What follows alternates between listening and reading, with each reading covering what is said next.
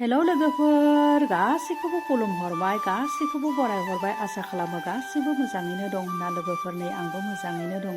लोगोफोर जोंहा न'खराव नै बाथौ आर'ज लानो नागिरदों नै आब' दिउरिया जोंहा बावनाय थिनाय फुजा खालामगासिनो दङ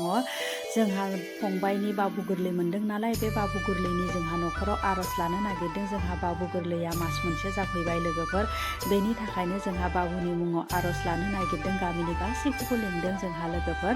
नै बिथिंजाय फंबाय आरो फंबायनि फिसाज्ला बाबु गोरलै जोंहा बाबु सना बेखौ जोंहा बे बाबुनि दिनै मुंबो लाखिगोन नालाय मुं लाखिनायजों लोगोसे आर'जबो लादों बे आर'जआव नै आब' दिउरिया नै आशीर्बाद होदों लोगोफोर नै भिडिअखौ जोबजासिम नायलांबाय थादो लोगोफोर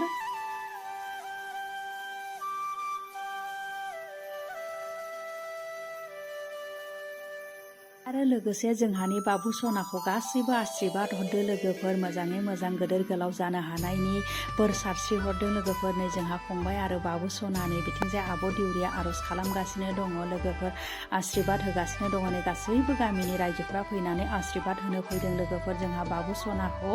नोंथांमोनाबो गासैबो आशीर्बाद हरदो जोंहा सनाखौ नै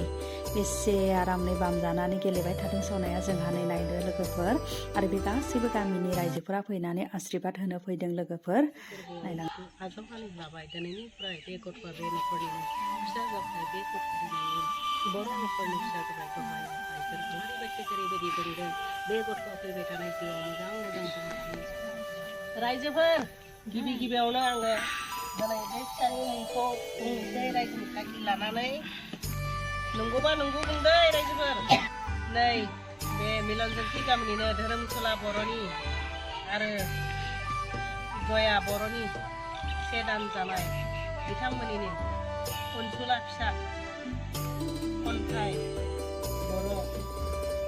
बर' बिथांमोना नाम राखिबाय दे रायजोफोर मिथिनानै लादो दिनैनिफ्राय बे न'खरनि जाबाय बे फिसाया खन्थाइ बर'आ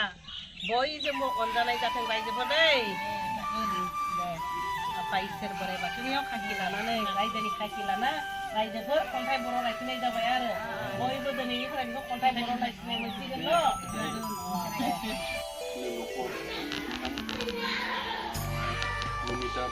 नमेश्वरी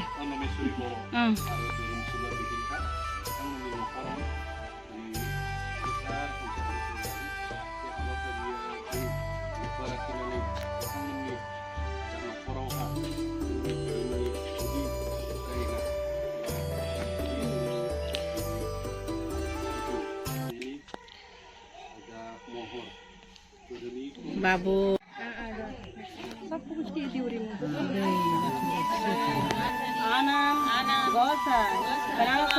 बर' आरो बिथांनिनो बिहामजो जया बर' बिथांमोना सासे हौवासा गथ' गोरलै मोनबाय बेनिनो बे गथ'आ दिनै दानसे जाबाय बेनि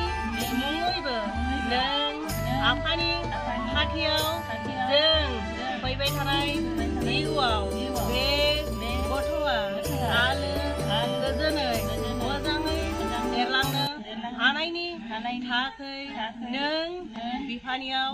आर'ज गाबनो मिलनजोंथि गामिनिनो जोंहा नमेश्वरी बर' बिनि फिसाला आदा गणेशनि अनजालि बिसि बिथांमोननि न'खराव जों बिथांमोननि फिसाला धोरोमसुला आरो बिदिन्था बिथांमोननि लिंनाय लेखा बिथांमोना लानाय हाबाफारि लेखा दिनै बिथांमोननि न'खराव गोदानै जेवरा गायसननायजों लोगोसे बिथांमोननि न'खराव सासे गोदानै सुबुं सोद्रोमा नुजाफैदों आरो बे सोद्रोमाखौ बरायनानै बिथांमोना दिनै दान मोनसेनि मोनसे हाबाफारि लादों लोगोसे जोंनि बाथौ धोरोमनि गुदि सिजु बेनि जा महर जेवरा सोलायनाय बे महरखौबो दिनै गोदानै माने जेवरा सोलायबाय आरो बे सोलायनायजों लोगोसे जोंहा आर'ज लानायनि हाबाफारिबो बेयाव लाखिनाय जादों लोगोसे गासै रायजो राजा नुजाफैनाय रायजो राजाखौ बिथांमोननि न'खरनिफ्राय बोथिसे जाहोनो थाखाय दिनै नैबे हाबाफारिखौ लादों जों जा जायखौ मावबाय थादों बे खिस्रि जानाय हाबाफारि जोंहा जाखिनि न'खरा गथायना होदों बेखिनिखौ खावखांनाय एवखांनाय हाबाफारिखौ जों सालायगासिनो दं बेयावहा जोंहा जथायसे जों खामानि मावदों बिथां निर्मल बर' जोंनिनो एसिस्टेन्ट सेक्रेटारि आरो जोंहा नैबे बिदुं बर' बिथाङाबो बारग' आफादगिरिनिनो फिसाज्ला बिथांनिबो खामानि दामानिफ्रा सफैगासिनो दं लोगोसे जोंहा बिदिन्थाया बे न'खरनिनो उन्दै फिसाला बिदिन्था बर' बिथाङाबो मोनसे माने मा होनगोन दा बेखौ इयुनखौ गावनि जिउखौ दैदेनलांनो थाखाय आसाम सरकारनि दैदेननायाव दिनै जिथु टेटनि जा माने आनजादफोर दं बेखौ उनफैनानै दिनै बेबो मोनसे जायगायावहा साख्रि मोनबाय आरो बे साख्रि मोननाय बेलायाव बिथाङाबो गोदान बरपेटावहा थाहैनो गोनां जादों दिनै सुटि मोननायखाय साननै सानथामनि न'आव फैदों आरो बिथाङा बे सुबिदाखौ लानानैनो दिनै बे हाबाफारिखौबो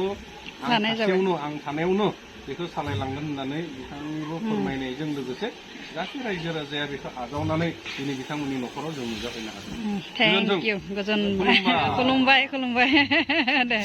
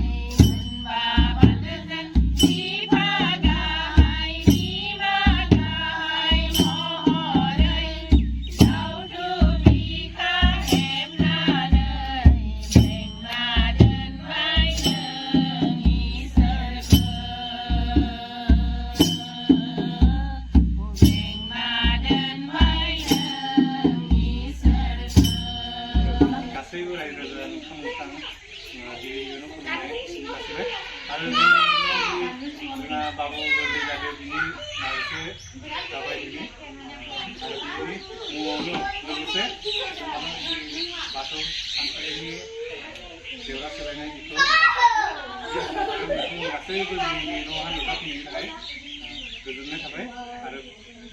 फैनाय दिनफ्रावबो जाहाथे नोंथांमोना बिदिनो जोंखौ हेफाजाब होयो बेनि थाखाय आरज गावबाय बेखिनिखौनो बुंना दोनबाय